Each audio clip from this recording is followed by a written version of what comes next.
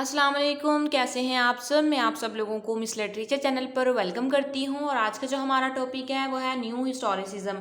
New historicism जो है उसको कल्चरल पोइटिक्स भी कहते हैं और इस वर्ड का जो रेफरेंस था ये जो स्टीफन ग्रीनब्लैट है उन्होंने अपनी book will of the world के अंदर दिया था। तो अब जो है वो हम न्यू हिस्टोरिसिज्म की तरफ चलते हैं कि न्यू हिस्टोरिसिज्म है क्या। तो जो न्यू हिस्टोरिसिज्म है वो डेवलप हुई थी 1980s के अंदर और ये 1990s तक चली थी। स्टीफन जी ए ग्रीनब्लैट जो हैं इन्होंने जो है वो न्यू हिस्टोरिसिज्म जो थी वो डेवलप की थी। और ये जो ग्रीनब्लैट है ये अमेरिकन शेक्सपियरन है, लिटरेरी हिस्टोरियन भी है और ऑथर भी हैं। इसके अलावा ग्रीनब्लैट ने फर्स्ट टाइम इस टर्म को न्यू हिस्टोरिसिज्म को उनकी बुक 1982 में the power of forms in English Renaissance, ये जो नेक्स्ट है ये वैसे गलती से लिख दिया गया है, तो बुक का नाम था the power of the forms in the English Renaissance. तो इसके अंदर जो है 1982 में उन्होंने न्यू हिस्टोरिसिज्म टर्म को जो था फर्स्ट टाइम यूज़ किया था। अब जो है वो न्यू हिस्टोरिसिज्म के बारे में देख लेते हैं कि वो असल में है क्या। न्यू हिस्टोरिसिज्म जो है वो दो वर्ड न्यू एंड हिस्टोरिसिज्म से निकला है। न्यू मीन्स नई और हिस्टोरिसिज्म मीन्स को जो हिस्ट्री के अबाउट हो। अब जो है वो हिस्ट्री जो वर्ड है वो ग्रीक वर्ड हिस्टोरिया से निकला है जिसका मतलब है इंफॉर्मेशन या फिर इंक्वायरी। और जो टर्म हिस्ट्री है वो डिफ़ाइन की जाती है डिफरेंटली थ्रू डिफरेंट हिस्टोरियंस और सोशल जो साइंटिस्ट हैं उन्होंने डिफरेंट तरीक़ों से इस हिस्ट्री वर्ड को जो है वो डिफ़ाइन किया है। अब जो है वो न्यू हिस्टोरिसिज्म की डेफिनेशन जो है वो देख लेते हैं। तो new historicism is a literary theory based on the idea of literature should be studied and interpreted with the context of both the history of author and the history of critic।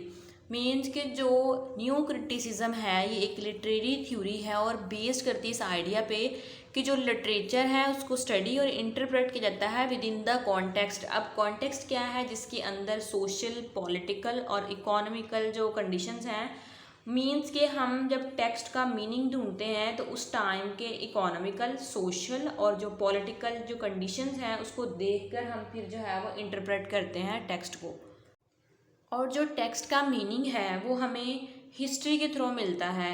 Means हम जब हम history में उस text की history में जाएंगे उसके वहाँ उस टाइम के सोशल, पॉलिटिकल और जो इकोनॉमिक कंडीशन को देखेंगे तभी जो है वो हमें मीनिंग मिलेगा उस टेक्स्ट का, जो कि एग्जैक्ट उस टेक्स्ट का मीनिंग होगा। हिस्टोरिसिज्म जो थी वो ओल्ड और न्यू क्रिटिसिज्म के अगेंस्ट थी। अब न्यू क्रिटिसिज्म जो थी वो 1920 से 1960s तक ये चली थी और इसमें जो था वो फोकस किया जाता था टेक्स्ट के ऊपर। मीन्स के जो क्लोज रीडिंग थी टेक्स्ट की उसके ऊपर फोकस किया जाता था। जो राइटर का बायोग्राफी है या उसका जो उस वर्क का जो हिस्टोरिकल बैकग्राउंड है वो इम्पॉर्टेंट नहीं है। और जो टेक्स्ट का फोकस की बात करते हैं ये ज़्यादातर पोइट्री की बात करते हैं और ये जो थे वो पोइट्री के टेक्स्ट को एनालाइज करते थे थ्रू लिटरेरी डिवाइसेस जैसे आयरनी है, टेंशन है, पैराडॉक्स है। इन लिटरेरी डिवाइसेस के थ्रू जो है वो उसको टेक्स्ट को देखते थे। और इसके अलावा जो न्यू क्रिटिसिज्म की जो टर्म है वो 1941 में जॉन क्रो रैमसन ने द न्यू क्रिटिसिज्म की जो उनकी बुक थी वहाँ से ये जो मूवमेंट थी वो स्टार्ट हुई थी। अब जो है वो हम देखते हैं न्यू हिस्टोरिसिज्म वाले जो थे उन्होंने न्यू क्रिटिसिज्म वालों को रिजेक्ट किस तरह किया था। ये एक इम्पॉर्टेंट कोटेशन है वो देख लेते हैं। न्यू क्रिटिसिज्म वालों को इस कोटेशन के थ्रू उन्होंने जो था वो रिजेक्ट किया था। उन्होंने कहा था literature should be studied and interpreted with in the context of both the history of the author and the history of critic. के जो लिटरेचर है उसको स्टडी किया जाता है और इंटरप्रेट किया जाता है विद इन द कॉन्टेक्स्ट। जो कॉन्टेक्स्ट है जो मैंने आप लोगों को पहले बताया कि जो सोशल, इकोनॉमिकल, जो पॉलिटिकल होता है कंडीशंस उसको देखते हुए, और कहते हैं जो बोथ हिस्ट्री जो है ऑथर की और जो हिस्ट्री है क्रिटिक्स की उन दोनों को देखते हुए जो है वो स्टडी किया जाता है और लिटरेचर को इंटरप्रेट किया जाता है। अब जो न्यू हिस्टोरिसिज्म थी वो ओल्ड हिस्टोरिसिज्म के भी अगेंस्ट थी। तो ओल्ड हिस्टोरिसिज्म वालों का मानना था कि जो एक वर्क होता है उसके अंदर पर्सनल पॉइंट ऑफ व्यू जो है वो नहीं लिख सकते हम, मतलब कि जो वर्क है उसको ऑब्जेक्टिवली लिखना चाहिए। तो न्यू हिस्टोरिसिज्म वाले जो हैं इस पॉइंट को भी जो है वो रिजेक्ट करते हैं और वो कहते हैं कि all history is subjective written by people whose personal biases affect their interpretations of the past। Means कि जो न्यू हिस्टोरिसिज्म वाले मानते थे कि अगर जो पर्सनल पॉइंट ऑफ व्यू के बगैर अपना वर्क्स जो हैं अगर हम लिख सकते हैं मतलब ऑब्जेक्टिवली, तो ऐसे कैसे पॉसिबल है, कहीं ना कहीं जो राइटर्स का पर्सनल पॉइंट ऑफ व्यू जो होता है वो शामिल होता है।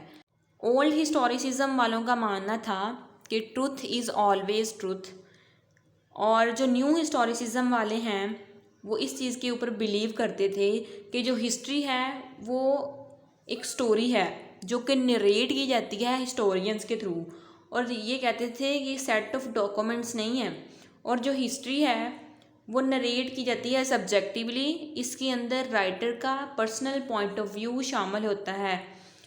और न्यू हिस्टोरिसिज्म जो थे वो कहते थे ओल्ड हिस्ट्री जो है वो लीनियर है और क्रोनोलॉजिकल है, और वो कहते थे कि जो ओल्ड हिस्ट्री है इसके अंदर हर चीज़ को इंक्लूड नहीं था किया जाता, जो पावर में होते थे उनको इंक्लूड किया जाता था।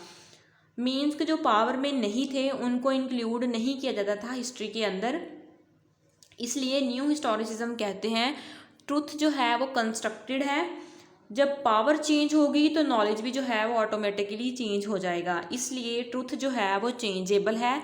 अब यहाँ पर हमें जो है वो दो व्यू पॉइंट दिखाए हैं, एक जो होता है व्यू पॉइंट होता है नरेटर का, एक होता है प्रियोरिटी ऑफ द हिस्टोरियंस।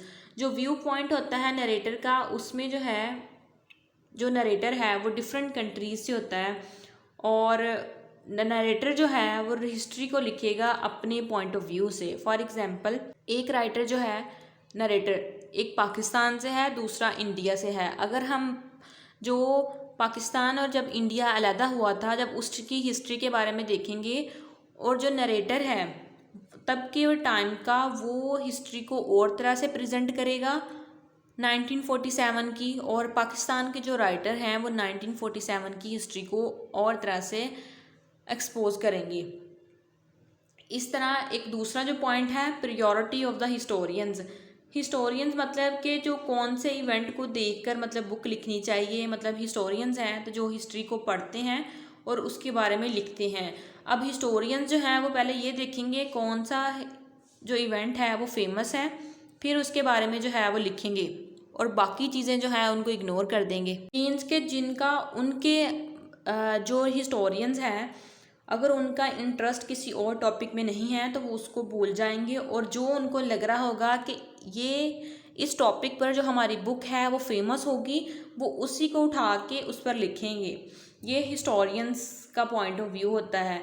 और जो न्यू हिस्टोरिसिज्म वाले हैं ये इस पावर नरेशन ऑफ हिस्ट्री को जो है वो रिजेक्ट करते हैं। Power narration means priority of historians की यहाँ पे बात की है मैंने, कि वो इस चीज़ को रिजेक्ट करते हैं। वो कहते हैं कि ऑथर्स का टाइम और सरकमस्टांसिस जो है वो लिटरेचर के अंदर जो है वो उसको मुतासर करता है। इसके अलावा जो न्यू हिस्टोरिसिज्म वाले जो थे वो इस चीज़ के ऊपर देखते थे कि किस तरह जो राइटर्स का टाइम है उसने इफ़ेक्ट किया है उसके वर्क को, और किस तरह उसके वर्क को इफ़ेक्ट किया है राइटर्स के टाइम ने। और ये भी देखते थे कि जो क्रिटिक्स की कंक्लूजन है उसको जो करंट कल्चरल कॉन्टेक्स्ट है, मतलब जो करंट जो कॉन्टेक्स्ट है मतलब उसके लिहाज से उस चीज़ को उसने किस तरह इन्फ्लुएंस किया है। और इसके बाद न्यू हिस्टोरिसिज्म वाले जो हैं वो दो क्वेश्चन पूछते हैं कि how has the event been interpreted, कि किस तरह इवेंट को जो है वो इंटरप्रेट किया गया है। What do the interpretation tell us about the interpreters? Interpreters means researcher, कि हमें जो है इंटरप्रिटेशन जो है वो हमें इंटरप्रेटर्स के बारे में मतलब रिसर्चर्स के बारे में हमें क्या बताती है। न्यू हिस्टोरिसिज्म वाले जो थे वो तीन थ्योरिस्ट से जो थे वो इंस्पायर्ड हुए थे। एक मिशेल फोको हैं, सेकंड जो क्लिफोर्ड गिट्स हैं, रायमंड विलियम है। मिशेल फोको जो है एक फ्रेंच फिलोसोफर हैं और उनकी जो थ्योरी थी डिस्कोर्स एंड पावर की उससे बहुत ज़्यादा न्यू हिस्टोरिसिस्ट वाले जो थे वो मुतासर हुए थे। और इनका जो कॉन्सेप्ट था टर्म जो थी सर्कुलेशन ऑफ पावर, कि किसी एक के पास पावर नहीं रहती है, पावर जो है वो सर्कुलेट करती रहती है। जैसे मैंने आप लोगों को पहले बताया जैसे ही पावर चेंज होगी वैसे ही हमारा नॉलेज उसके साथ ही चेंज हो जाएगा। मतलब कि जो किंग है उसके अकॉर्डिंग या उसके रहते हुए जो भी लिटरेचर लिखा जाता होगा उसके हिसाब से हमें नॉलेज और मिलेगा। जैसे ही जो न्यू किंग या क्वीन आएगी तो उसके अकॉर्डिंग जो नॉलेज है वो हमारा चेंज हो जाएगा। मतलब कि जो पावर है वो सर्कुलेट करती रहती है। कैसे करती है? फॉर एग्जांपल मैं आप लोगों को बताऊं कि जैसे टीचर हैं, हमें टीचर जो है वो पढ़ाने के लिए हमें जो है अपनी पावर शो हमारे ऊपर करते हैं। तो पावर जो है टीचर ने हमारे ऊपर की, और हमारे पास जो पावर है, स्टूडेंट के पास भी पावर होती है कि वो अगर टीचर की को समझ नहीं आ रही तो वो क्या होता है, वो प्रिंसिपल के पास जाते हैं और वहाँ पे जाके अपनी पावर को जो है वो शो करवाते हैं और टीचर को जो है वो चेंज कर देते हैं। इसी तरह कहते हैं कि जो पावर है वो सर्कुलेट करती रहती है, किसी एक के पास नहीं रहती। कभी टीचर के पास है, कभी स्टूडेंट के पास है, इसी तरह कभी पेरेंट्स के पास होती है तो कभी जो है वो बच्चों के पास आ जाती है। तो इसी तरह पावर जो है वो सर्कुलेट करती रहती है। इसके अलावा इनकी जो डिस्कोर्स था, डिस्कोर्स को इन्होंने लैंग्वेज कहा था, और लैंग्वेज जो है वो कहते हैं कि एप्लीकेशन ऑफ लैंग्वेज जो है वो सोशल और जो कल्चरल जो प्रैक्टिसेस हैं उनके अंदर। और ये जो लैंग्वेज है वो रिटन भी हो सकती है और अनरिटन भी हो सकती है। जो नेक्स्ट क्लिफोर्ड गेट्स हैं, ये अमेरिकन एंथ्रोपोलॉजिस्ट हैं और इनको सिंबॉलिक एंथ्रोपोलॉजिस्ट कहा जाता है। और एंथ्रोपोलॉजी जो है वो स्टडी ऑफ मैन को कहते हैं, और सिंबॉलिक एंथ्रोपोलॉजी जो है इसे हम सिंबॉलिक इंटरप्रिटेटिव एंथ्रोपोलॉजी भी कहते हैं, जिसके अंदर हम कल्चरल सिंबल्स को जो है वो स्टडी करते हैं। और ये सिंबल जो हैं किस तरह जो है वो यूज़ किए जाते हैं कि अंडरस्टैंडिंग हासिल करने के लिए, ह्यूमन सोसाइटी को अंडरस्टैंड करने के लिए ये सिंबल किस तरह यूज़ होते हैं, इसकी स्टडी करते हैं। इसके बाद इनके जो मेजर कॉन्सेप्ट्स हैं 4 हैं। एक तो एथनोग्राफी है, थिक डिस्क्रिप्शन है, एक थिन डिस्क्रिप्शन है, और इसके अलावा कल्चर एज पब्लिक या कल्चर एज अ टेक्स्ट।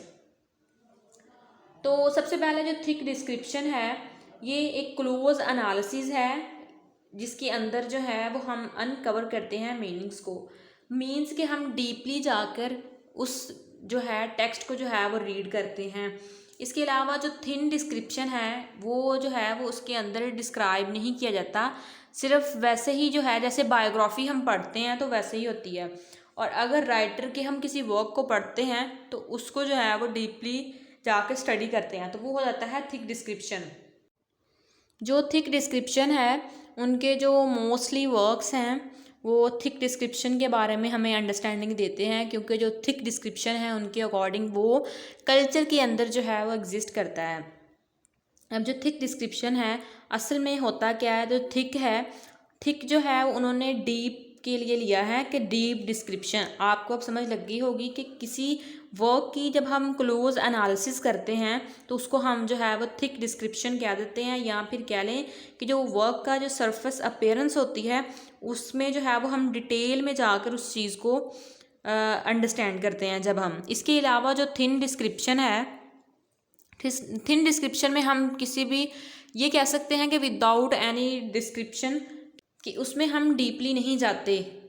जो थिक और थिन डिस्क्रिप्शन को उन्होंने एक्सप्लेन करने के लिए उन्होंने एग्जाम्पल ली थी ब्लिंक की और विंक की।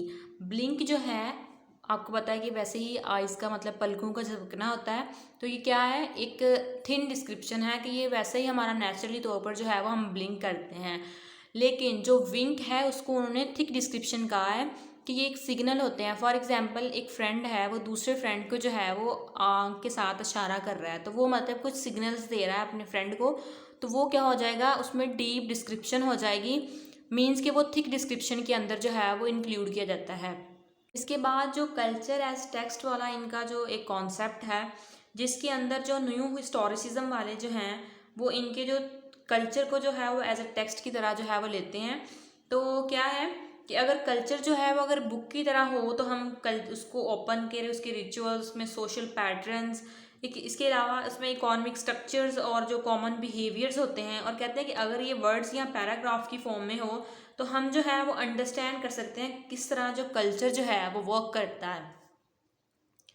और न्यू हिस्टोरिसिज्म वाले जो हैं वो इस चीज़ को मतलब कल्चर को जो है वो एज अ टेक्स्ट के तौर पर लेते हैं। और ये क्लिफोर्ड गेट्स का जो कॉन्सेप्ट है इससे इंस्पायर हुए थे न्यू हिस्टोरिसिज्म वाले। इसके अलावा जो रायमंड विलियम है उसके कॉन्सेप्ट को देख लेते हैं हम। जो रायमंड विलियम है उन्होंने मटीरियलिज्म की जो है वो बात की है, और इन्होंने जो है वो लिटरेचर को जो है वो इकोनॉमिक इश्यूज़ को और सोशल जो इश्यूज़ हैं उसको आपस में जो है वो लिंक कर दिया है। और ये पहले ऐसे थ्योरिस्ट थे जिन्होंने जो था वो लिटरेचर को जो है वो इकोनॉमिक इश्यूज़ के साथ सोशल को जो है आपस में जो है वो रिलेट करके जो है वो उन सबको एनालाइज कर दिया था।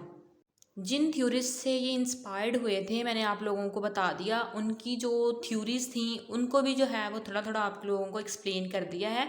तो नेक्स्ट वीडियो में जो है वो हम न्यू हिस्टोरिसिस्ट जो हैं जिनमें स्टीफन ग्रीनब्लैट और ल्यूइस मॉन्ट्रोज का जिक्र आता है, तो हम जो है इंशाल्लाह उन जो कह लें थ्योरिस्ट हैं उनके बारे में नेक्स्ट वीडियो में जो है वो हम डिस्कस करेंगे। और अगर आप लोगों को मेरी वीडियो अच्छी लग रही है तो चैनल को सब्सक्राइब और वीडियो को लाइक और दोस्तों के साथ शेयर कर दीजिएगा। दुआ में याद रखिएगा। अल्लाह हाफिज़।